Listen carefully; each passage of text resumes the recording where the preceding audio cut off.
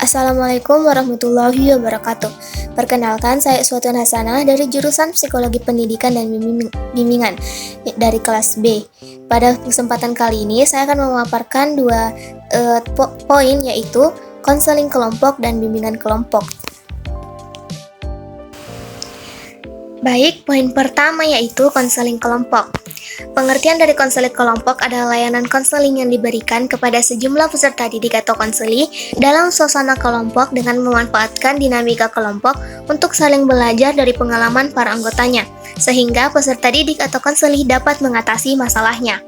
Tujuan dari konseling kelompok ini adalah memfasilitasi konseli melakukan perubahan perilaku, mengonstruksi pikiran, dan mengembangkan kemampuan mengatasi situasi kehidupan. Langkah-langkahnya yaitu yang pertama, pra-konseling, di mana terjadi pembentukan kelompok atau forming, kemudian pelaksanaan konseling, di mana ada tahap awal yaitu beginning stage, yang membangun hubungan baik, membangun understanding antara lain, mendorong konseli untuk terlibat secara aktif dalam kegiatan kelompok, kemudian membangun norma kelompok dan kontrak bersama.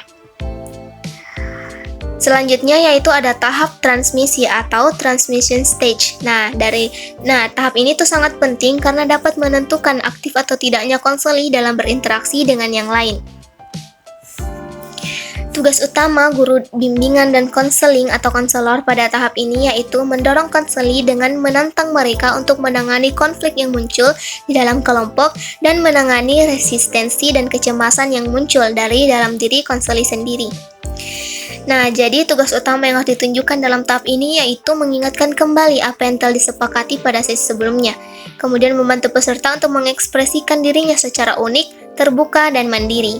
Yang ketiga, mengadakan kegiatan selingan yang kondusif. Kemudian yang keempat, memberikan contoh bagaimana mengekspresikan pikiran dan perasaan yang mudah dipahami oleh orang lain.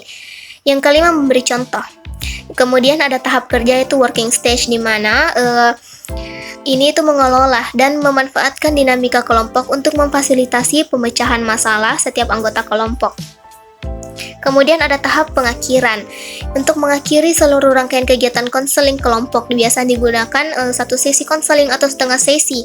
Jika tidak membutuhkan satu sesi penuh, terminating stage dapat dilakukan setelah working stage yang terakhir. Pasca konseling kelompok yaitu mengevaluasi perubahan yang dicapai dan menetapkan tindak lanjut kegiatan yang dibutuhkan, kemudian menyusun laporan konseling kelompok. Pengertian dari bimbingan kelompok yaitu,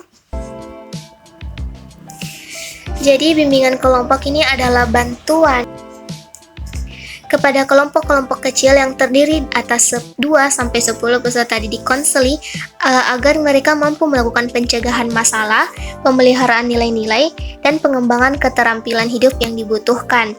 Langkah-langkah umumnya yaitu yang pertama, prabimbingan, yaitu menyusun RPL, bimbingan kelompok, kemudian pembentukan kelompok atau forming. Selanjutnya itu pelaksanaan. Selanjutnya yaitu adalah tahap transisi. Kemudian ada tahap inti, dan terakhir yaitu tahap penutupan. Pasca bimbingan ini, yang pertama yaitu mengevaluasi perubahan yang dicapai. Yang kedua, menetapkan tindak lanjut kegiatan yang dibutuhkan. Yang ketiga, menyusun laporan bimbingan kelompok. Teknik bimbingan kelompok. Teknik bimbingan kelompok yang dapat digunakan guru bimbingan dan konseling atau konselor SMP antara lain sebagai diskusi kelompok, bermain peran, homeroom, program, dan teknik lain yang relevan.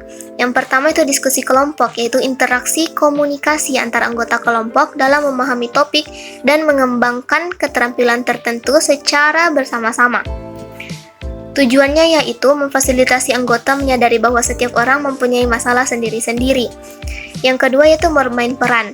Bermain peran ini adalah dramatisasi tingkah laku untuk memfasilitasi peserta didik untuk melakukan dan menafsirkan suatu peran tertentu. Yang terakhir yaitu homeroom. Ini merupakan upaya untuk menciptakan suasana ramah pada adegan kelompok peserta didik atau konseli sehingga tercipta suasana informal penuh dengan rasa kekeluargaan dan interaksi alamiah untuk membicarakan beberapa hal yang dianggap perlu, terutama masalah-masalah yang berhubungan dengan pelajaran.